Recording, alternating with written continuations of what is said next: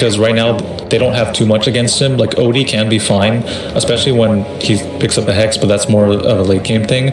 You need something that can actually fight him through this out the stages of the game, or at least threatens like a better late game potential. And let's see, there's not too many. Let me think. Void. I also have mixed feelings about Void, because Void is somewhat of a slow hero depending on how you build him. Like some people go Mask of Madness and BKB and things like that, and I think that's a much more active fighting build, works out really well. But other players go Battle Fury, and items tend to come out really slowly. Like his mid game's not as strong as we would like, and his late game potential takes a really long time, whereas other heroes, say like Juggernaut with the same amount of farm, would pretty much be able to end the game. A Void would need to continue farming. But that being said, Void can be quite good against PL for obvious reasons. Just you have the ability to lock him down, you have to take him out there. But I mean, I don't love Void, I gotta say. I think he doesn't offer like all too much damage. Into the Underlord, it's going to be difficult to deal with the Pit. Sand King has a great initiation tool against him, followed up the Leshrac. Like, you can get mana burned by Diffusal Blade. I mean, there's so many cons that I see, but I think they were in a tricky spot because of how their anti-mage just got banned out right there. I think something we also have to keep in mind, by the way, this is very likely could be a support Leshrac, and they're going to final pick a mid option. I think I especially was so caught up in the idea of seeing the S4 Leshrac recently. But yeah, actually, because final picking a support feels odd. So Sniper. They're going to go Sniper. Okay. Yeah, that's Sniper versus OD. That's a great matchup for the Sniper versus the OD. He like cannot trade with you at all because of your range. The Shrapnel sets up so well against you if you ever get ganked up, and throughout the game it's just, you know, until you have the ability to blink onto Sniper, it's pretty difficult to deal with. As well as like one of the things that a good sniper will do versus OD is he'll preemptively just throw out assassinates before the fight happens, so that the OD has to commit to the fight with a much lower health pool, and it's really uncomfortable for OD because he doesn't have natural regeneration. Like the most regeneration he has is from the Ring of Health and with the Force Staff that he normally has, but other than that he's just going to be like, wow, you know, I have to go in this fight with like 80% HP, makes me a little more uncomfortable. And yeah, it's like, it's just like, it's kind of more like a lane matchup thing than anything. It can go kind of either way, but I think OD usually gets the better end of it once the game goes longer and longer, because the Sniper becomes more vulnerable, kind of falls off a little bit, and then like in the super late game, Sniper kind of picks up. But yeah, right now I'm favoring Final Tribe mostly because of this Void. I think the Void needs to really make things happen. I'm not saying that it's bad, but his game is pretty much their key to this, so he needs to make sure that he's doing the right things and they support him. Yeah, kind of going off of that, leaning towards the Final Tribe's draft, but it's one of those cases where if they were to play like 100 games, you know, maybe it's like a 60-40 or a 70-30 at the most. But the reason where Mathleth's going is it comes down to big Chronosphere initiation. Does he find those openings? Does he find the, you know, big team fight initiations? Obviously, they have great follow-up to it with the OD and even Venomancer to an extent, and, you know, catching Sniper in the backline's good key. So that's what I think it really comes down to. The Final Tribe, I'm with you that it seems like the laning phase is set up to potentially go a little bit better for them. And so see what do we ultimately have here? We're probably going to see Underlord versus Void. I don't think.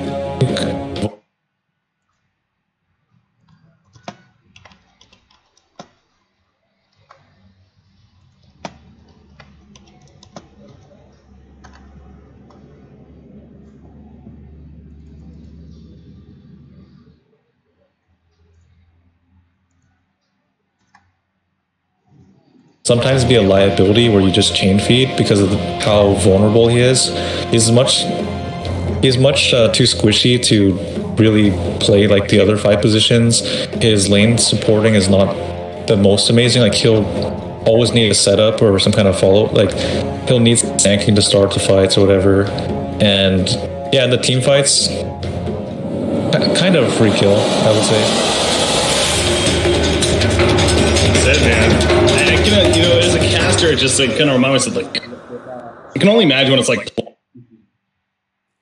So much can change for you at a personal level, and now we're dealing with two teams that aren't necessarily, obviously TFT, they're the defending GESC qualifying winners, sense where they went to the Philippines there, or Indonesia, excuse me, representing Europe. But yeah, Mad Lads has yet to make it to a LAN as this team and squad together, and on the verge. So it's the feeling's got to be pretty crazy.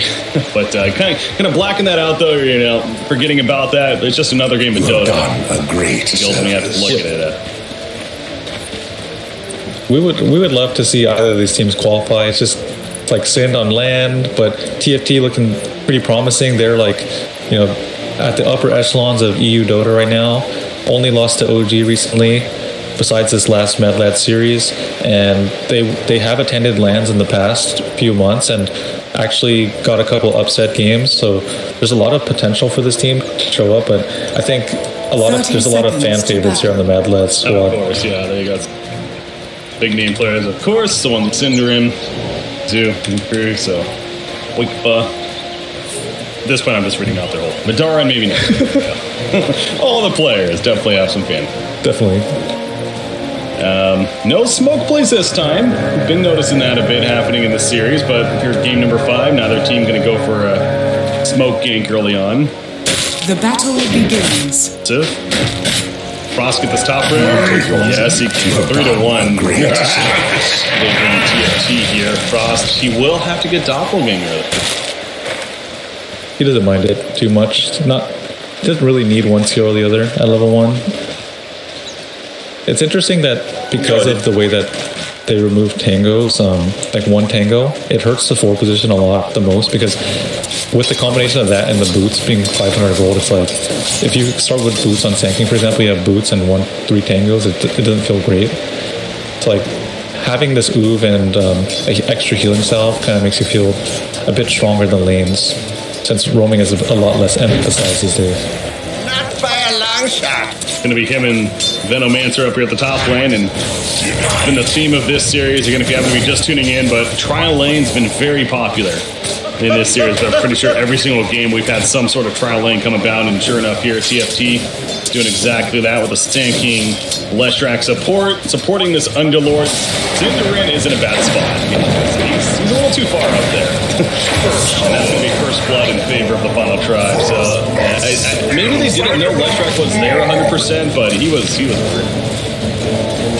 So there's kind of like an elephant in the room, which was Quickthrow was bottom with the OD, and they swapped out the Void to be mid versus Sniper. This is extremely unusual, but you can see the thought process is that OD, if he's against the Underlord, like maybe with one support or just even 1v1, like OD will come out ahead in that situation.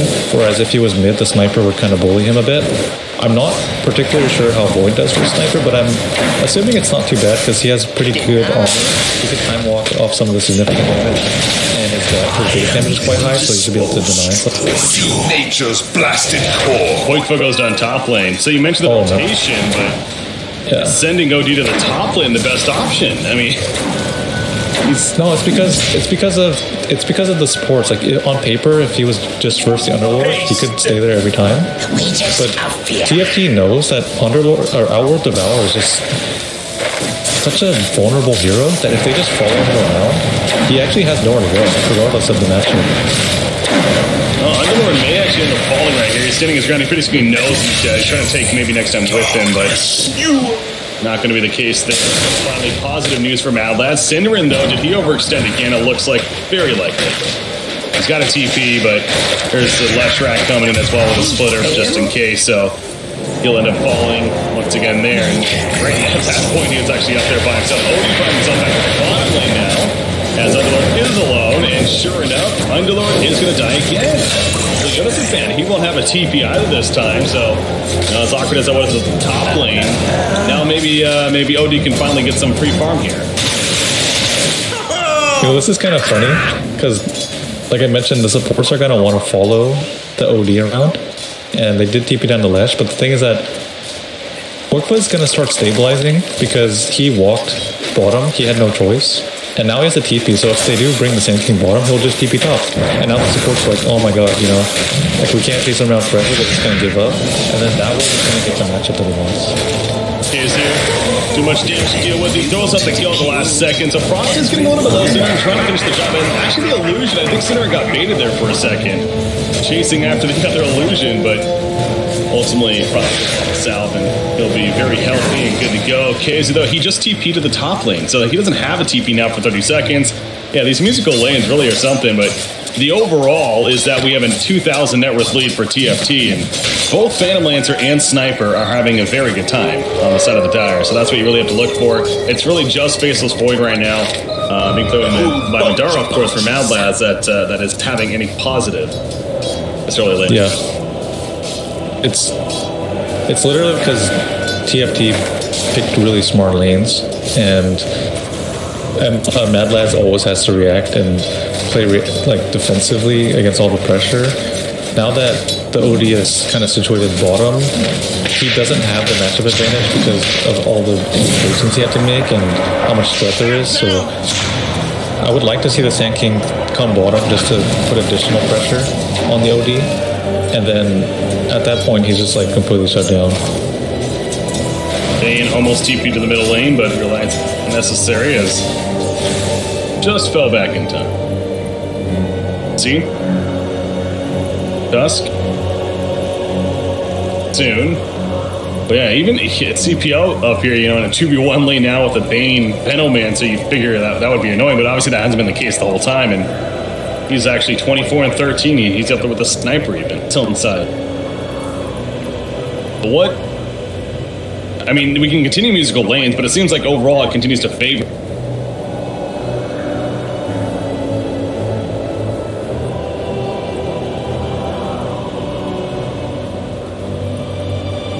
Like, what is it? Does he go the Battle Fury because his team's behind and he needs to set up for a late game, or does he just go that Mask of Madness? Needs the early damage. Yeah, I think he needs the Mask of Madness. This doesn't seem like a game where you pick up Battle Fury, like you had a good laning phase, you can transition that into a farming advantage or just a quick farming rate in general. I think it's much better for them to just try to take the fights. I mean, Mask of Madness, farming wise, it's still pretty good. It's just, but it allows you to take fights with your Chrono much earlier and transition to different items. I think he needs to be there. Otherwise, there's no way, if he has, let's say he has Battle Fury and PL's Diffusal, even if they were kind of evenly matched up, if they fight into Diffusal and he runs out of mana, he's completely screwed. Like he won't even match up very well in that fight.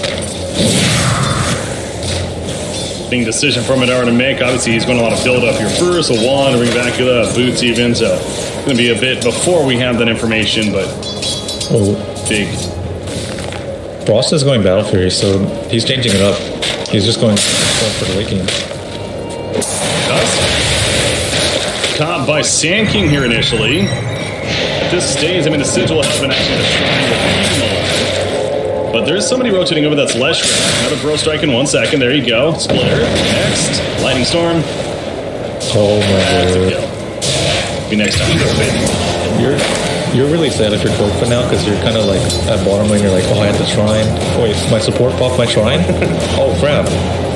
No, he's like, died still on top of that. Anyway. Look how much regen he bought. He bought Tangos, Salve. Dire are That's so much investment waiting already behind. Radiant's bottom tower. They just TP'd out. That was a close call right there at the bottom lane. You know what that was? Yeah, Tusk was actually TPing in as Koipo was TPing out. So very awkward right there. But of course, at that moment with them diving, and then Tusk ends up canceling his TP. Pause, but lane domination continues for the final tribe. KZU finding a little bit of space at the top lane. We do see his CS starting to go up a bit. And is under attack. How much impact can a Venomancer with mediocre farm in the early game? How much can he truly have? But they're going to need that because right now OD is not bringing really much to the table for Mad Lad. Sniper, I like that animation. Right there. He's going to be tusked in. Nice yards as well as a snowball. Hanskin though, quick TP, Nightmare. Will stop. Reinforcement is taken off by Sniper. And Hanskin trying to get a race to chase with a Split Earth. There's a Lightning Storm slow. Split Earth, no. Good dodge there. They're using the courier to spawn. The courier. That almost looks like a hawk from It does. Master for a second. A little confused there. I'm kind of confused as to why they didn't just have the OD versus sniper anyway, because I mean, yeah, the sniper has an advantage, but I don't think he completely bullies him out. He would have a way better position. I understand they wanted to just Underlord, but I felt it was more important to pick a carry that was going to match up better versus Underlord, because now they kind of it's like if OD went mid and Void was bottom versus Underlord, they don't even have an advantage there. So it's kind of, in the drafting phase, they kind of, even with the Underlord third pick, weren't able to react properly. Is under attack. Still a lot of game. It's still early on, but again, it is already a gloomy outlook for Mad Lads, but we're only 8 minutes in, so not to get ahead of ourselves, but Bane and Tusk are both battle snowballs. Hit them initially out comes a Chronosphere with full-on damage. OD is dealing plenty with the Arcane Orb. They finish off Ledge Rack, and now they're going for the Underlord, so this final looking pretty good for Mad Lads right here. They're going to come out on top of this fight. The Chronosphere pretty clutch. Maybe next time they'll stay alive against Pablo. Burrow Strike ready in case. Guessing he's going to make his way out of here, but good use of the first Chronosphere of the game. That's exactly what they're going to need to truly recover. Totally. Great Chronosphere. Madara, he had... Oh, yeah, he swapped. Okay, so he does this all the time. He had Battle Fury queued up, and then he swapped it to Massive Madness. I think that was the right choice. I was going to comment that I'm a little worried about that decision. Sure is going to Massive Madness. Screws it in the end, it looks like. And it goes back to Phantom Lancer as well, the idea that he's going to Battle Fury. He is taking it more for the late game, so you kind of wonder if that's almost a reaction, if anything. Here's that the 15-minute mark or so. That's going to be their time to shoot. The Mad Lads. Yeah, I'm not even sure why he decided to go for Battle Fury. Obviously, if you think about the pros early, he will farm much faster. So he thinks that the later it goes, the better it is for him. Radiant's bottom tower is under attack. But I mean, I thought the Peter was just supposed to doing this anyway. This has been Quick Buzz live for a while. They dive him yet again, but again, responses here, but Odie, he just melts away. Sniper assisting with that shrapnel. He still has Assassinate. Kizu is going to end up going down. Tusk going to run in the other direction. Now Cinderin hugging the tower. It throws in a Nightmare. That's just going to delay the inevitable, though. T2 is dead. Double kill for Era, who's actually running after maybe next time. He's going to get a hat trick. Unless the snowball, nice. Well played there by maybe next time, so he'll survive for now. Era, though, no more shrapnels, actually. I think maybe next time he's going to escape in the end, so there's the positive for Mad Lads. But I'm also noticing Quick, but even despite how much action, he actually doesn't have Astral Imprisonment. We don't get Astral versus the Underlord just because you want to maximize how much damage you can do with the right clicks. Radiant structures are fortified. I think 1 point is Radiant's better than trying to level up this orb so aggressively. I think 2 points in orb is plenty enough for the lane. But yeah, he disagrees with me. Radiant's bottom tower has fallen. I'm still thinking that they need to use this Void a lot more. I mean, right now he's got a Chrono. He didn't have it before. There's one thing I did want to talk about for the bottom lane, which is that's exactly why you don't defend it. If the enemy team blitzes into you and you have to stagger your TP, for so long to TP in, OD is just easy pick off the it's me. Your team will lose that fight most of the time. It's almost undefendable. Mission Lockdown Quickfa is definitely a success right now for TFT. They find him farming in the jungle. Easy kill. Keizu goes down. Actually down here as well. And this is going to transition nicely into a bit of a tier 2 tower push. Sniper's been moving around. Obviously, we saw him earlier at the bottom lane. Now he's back down here after running mid for a little bit. So he's being very involved in this earlier stage and should successfully help them get a tier 2 tower kill. So Quickfa to the top lane. A little bit for a better outlook, but he's only level 6, man. I mean, I feel bad at this point because we're keeping harping on how much he's struggling. So I'll try to stay away from it for a little bit. But Madara, he's roaming around with Tusk. Dire's middle tower is under attack. Where did they go? Oh, they went to the shrine. Okay. So they Ubered to the shrine, and now they're going to assist on a top tower push. But they do have a Chronosphere, so we'll see if Mad Lads can make a play here. Yeah, you don't want to solo Chronosphere. A little bit scared, understandably. Yeah, the ideal chrono targets are Sniper and Sand PL, so no options available to him there. I think he was kind of posturing in case Sniper stepped a little bit forward. He would have went for it, but in this situation, like a Leshrac support, yeah, no thank you. And Underworld, it would just take way too much effort.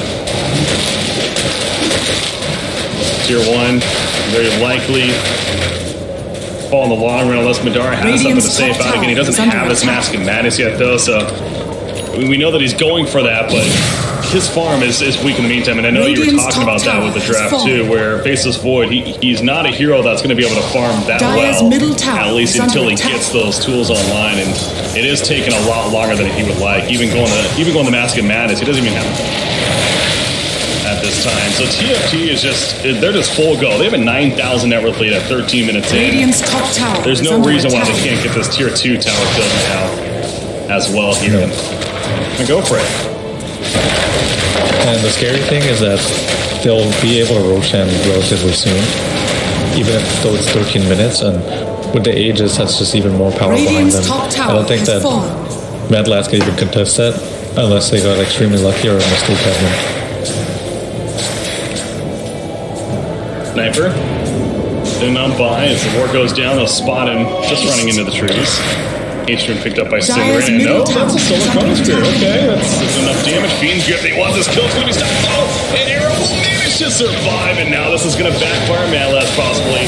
Madara, the Assassinate, go figure. Okay, Sniper didn't actually get the kill, but he does a lot of damage to make sure they get the turn kill. And now Bane is rooted up. This is the Dark Troll Summoner cutting him off. Sand King trying to get in range of the Pearl Strike, but actually Cinderon's going to be a little bit too fast. They got the turn kill on the Faceless Void. It's just another feels bad moment if you're Madlass. Radiant's middle tower is under attack. Yeah, it's like pure desperation at this point. There's not enough follow-up. The only way to secure that kill is by using 2 ultimates in quick succession. And the thing is that it's just so easy to TP for TFT. Mad Lads, I think with that chrono, they need to just go for some sort of Hail Mary involving the OD. Without OD, they don't have any damage whatsoever for the Chronosphere anyway. So they need to use that and then hopefully build a bit of charges for Sanity's Eclipse to do some critical damage. Elaine, Madara. The train they don't spend a little bit, but not so much. The battle's not enough lockdown though. Madara does get the time lock off, and Jonas obviously he'll port out as well. Cinderon's picked up the back lines, trying to stall them a little bit, the reinforcements, I guess, but somebody dies in the end, being the Bane. Once again, more transition from TFT, as they're very likely going to get pushed up. And again, this is a Phantom Lancer with that battle fury. He's kind of just joining the team anyways, because it's a why not case. He's able to do so, and he still gets plenty of farm as well. Back to let's go.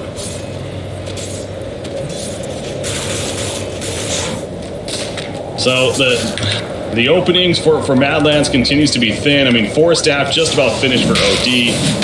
And Faceless Void, I keep looking at the Mask of Madness. I at least expect one of the component. And there. And obviously across the board for the final try. Not to take away anything that they're... Because obviously they're playing very fluid now and definitely deserving with where they're at. They're making all the right decision. Yeah. Void fight again. Madara's here with the Chronosphere, and he's going to use it to will catch both. That's a couple supports. Leshrac is more than tanky, though, even as a support. And so he has to run. OG's going the other direction. Is that assassinate? It is. Snipes him out. Not looking good again. I feel like I've said that so many times, but yeah. There's no other way to describe it. I mean, this is probably the most one-sided game of the series. It is. It really is. And you hate that because okay, they're going to kill Jonas and Fan. There you go.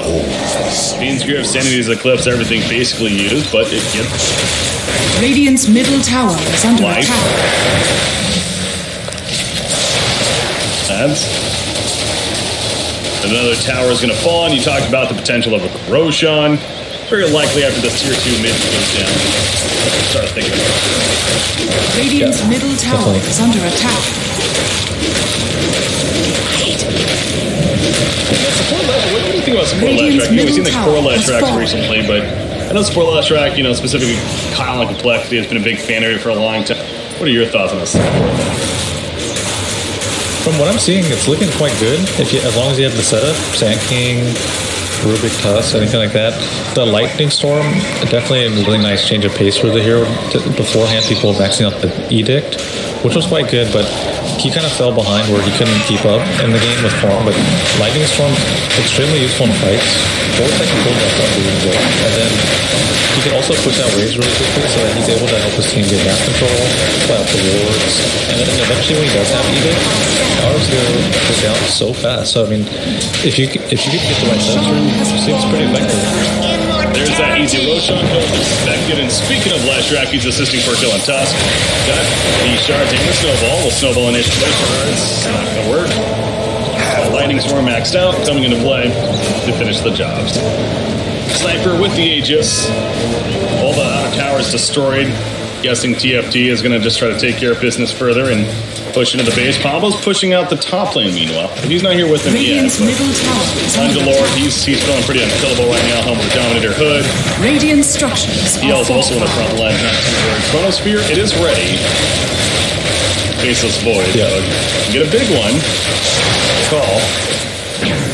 The thing is, their best target to ever take down is a sniper, so they'll never kill him twice with Aegis, so they have to do the second best thing, which is the PL. Luckily, PL doesn't have any strength right now. He has 1,100 HP with his. He can also switch to power price strength, but there's an opening to actually bring him down, so that's what they have to go for here. If they don't do that, then I have a hard time finding how they can fight. There's a couple under. They're trying for it. I mean, they're going to kill him probably. A lot of resources used up. Will they even kill him? It looks like they finally won. It's being returned on quick bucks. War Staff's away from all the Phantom Lancer illusions. He'll be fine. They finish up Phantom Lancer and Tusk though again, so they get the kill on Underlord, but it costs him at least so far 3 lives and possibly another. Faceless Void is caught. He will not have a buyback, and he cannot time walk in time. The assassinate count of tier 3 is falling in favor of TFT. So again, it's going to be difficult. It gets to a point where you just got to try for a different play. Jackson with that from Malad, but again, not just yet. From Phantom Lancer, but Bane again. He will die. Double kill for Hera. He's dead for 35 on that Bane. KZ just keeping his distance. No poison over half. Still on cooldown, and now go back into the melee racks. But TFT's not overstepping that. Their plan is somewhat safe. As I say that, Pablo jumps in. They finish off the range racks at least. Actually fall back now or stick around. I would fall back if I were them. Oh, we actually brought salves in with another like 3 salves, so this is totally fine.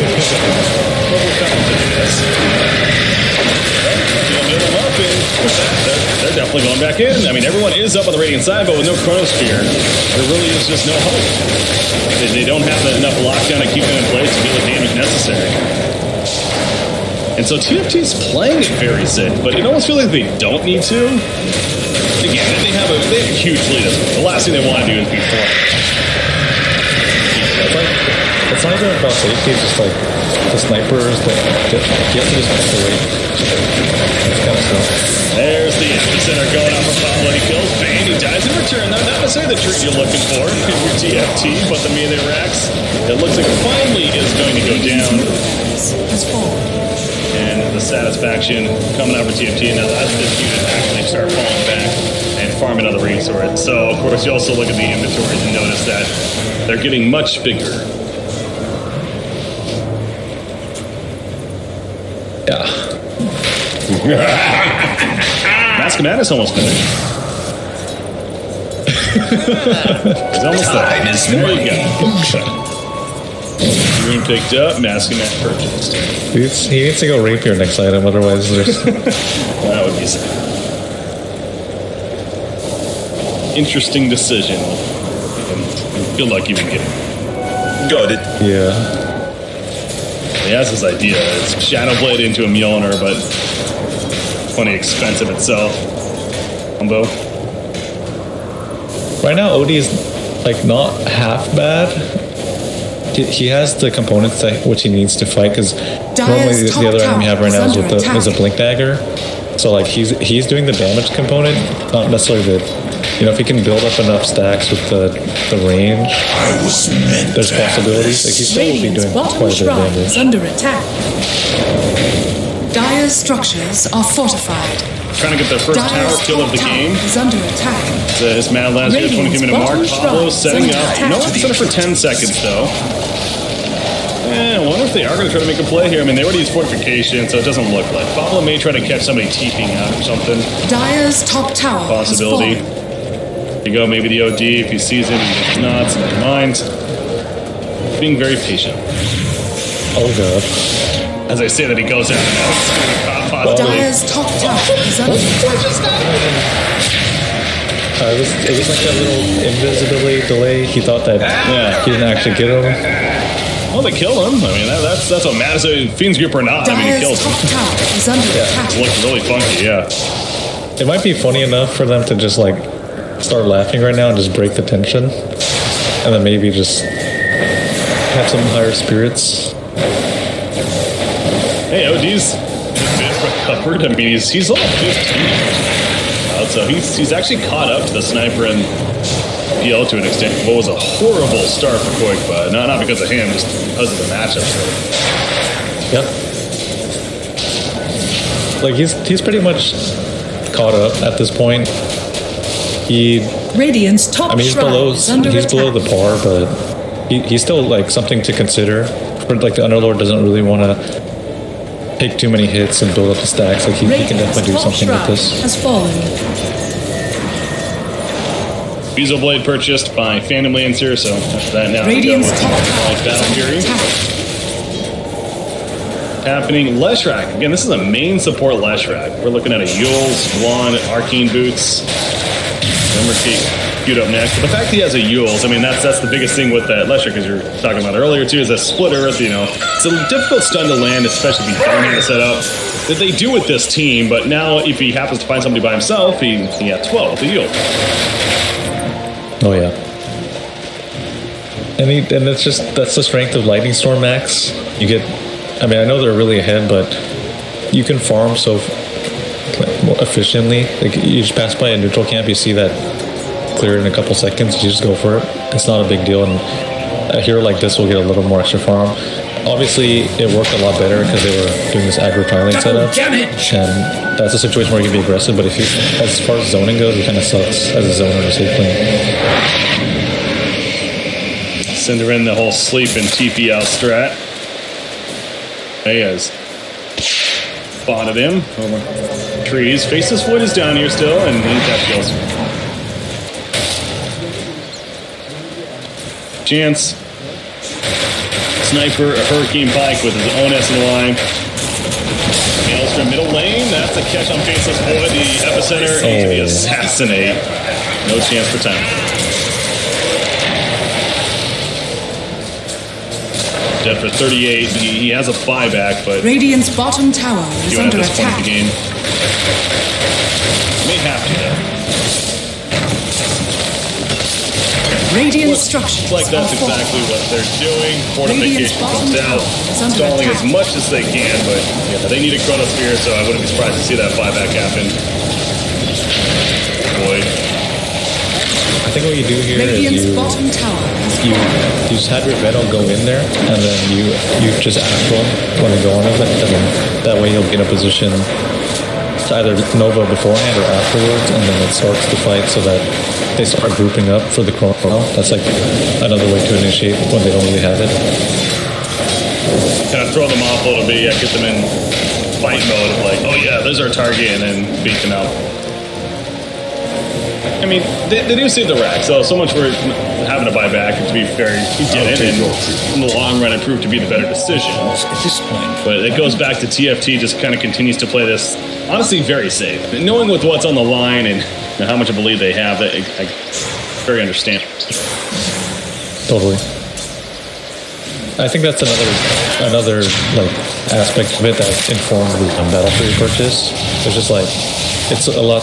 It's very stable. You know that you can farm if everything goes wrong, and you're gonna pull ahead. Like it's extremely safe.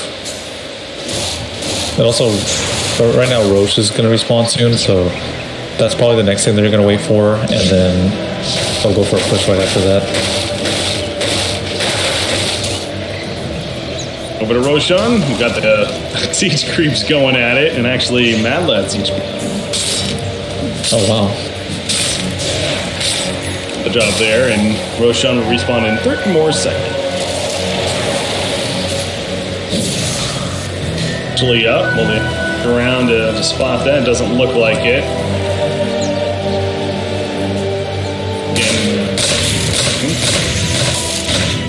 Yeah, from here, that's pretty much the obvious direction that TFT is going to be heading. Heaven's Halberd, finished Indolord, another big item picked up.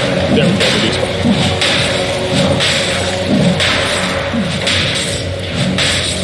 Heaven's Halberd is just such a good... Disarm is like... I'm not going to say underappreciated mechanic, I guess, but it's also really good. It gets like a... Yeah, I'm with you. Are scanning. Totally. I mean, it's like the best item for Underlord against OD in the matchup as well, because that's the only hero that can actually bring him down. And it's an extremely cheap item as well. It's another thing people forget about. Next time, to make a desperate play right there, that's not going to work. But yeah, it's a pretty cheap item and purchased here by Underlord. But you're right, yeah, OD especially, the evasion, the just do. Fantastic tool to have.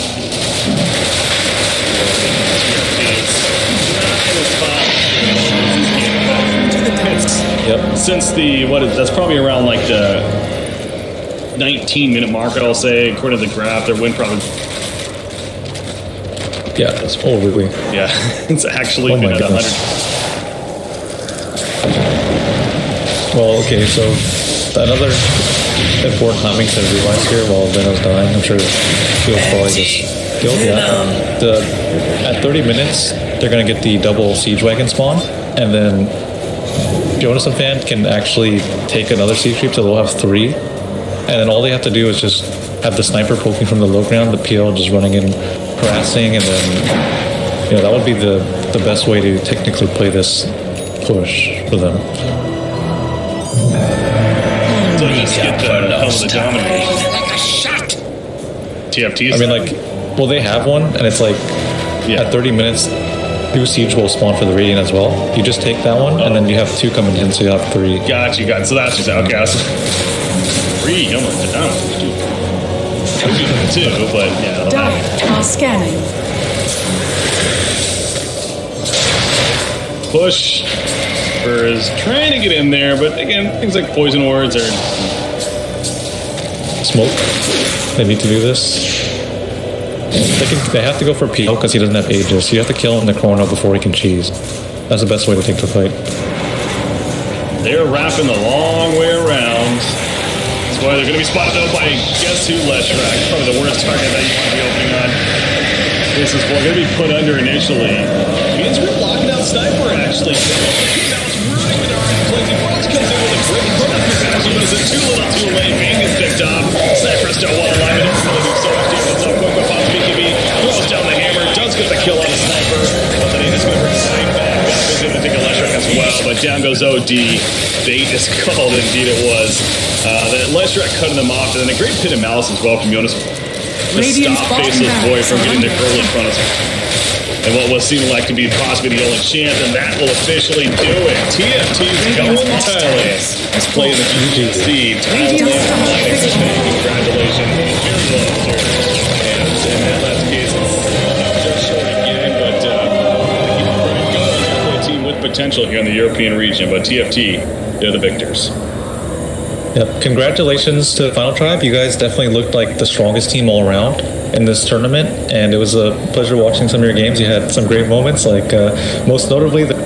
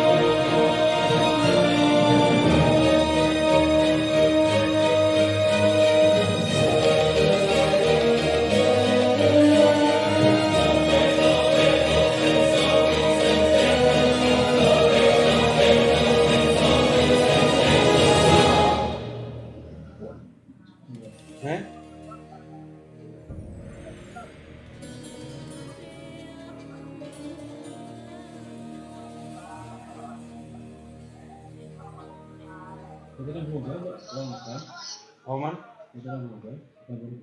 Gini.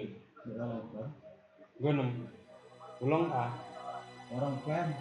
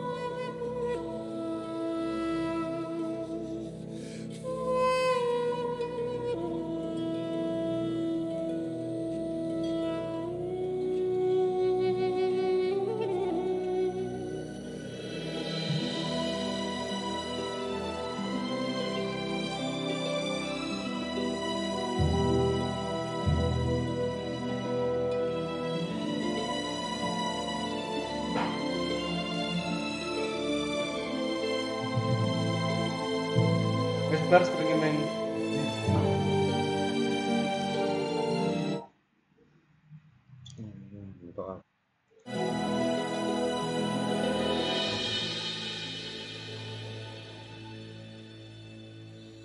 semburu aja ngarolan semua untuk menang gue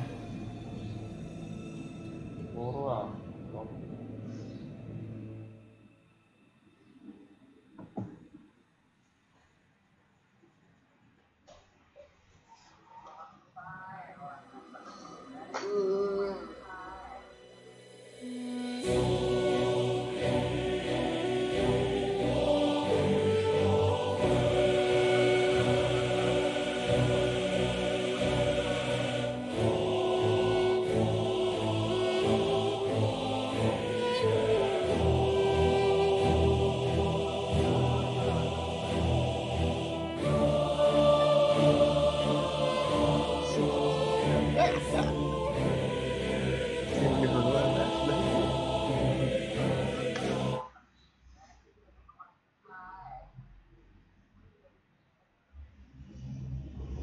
cekok gimana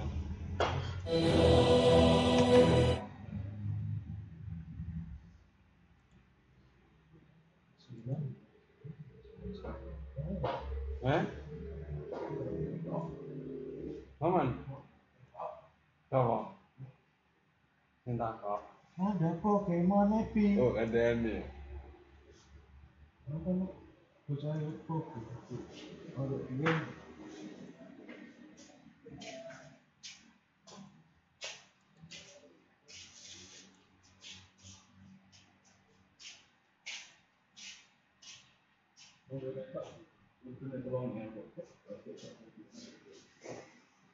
Lucu tenan dong itu. Ketemu game.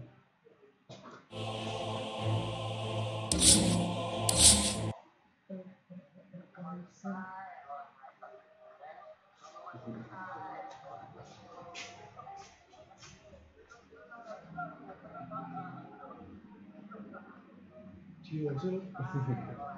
Oh gede, lebih lagi ya.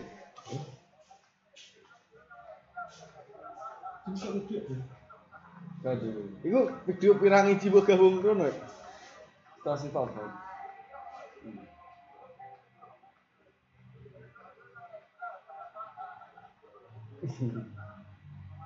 Waduh.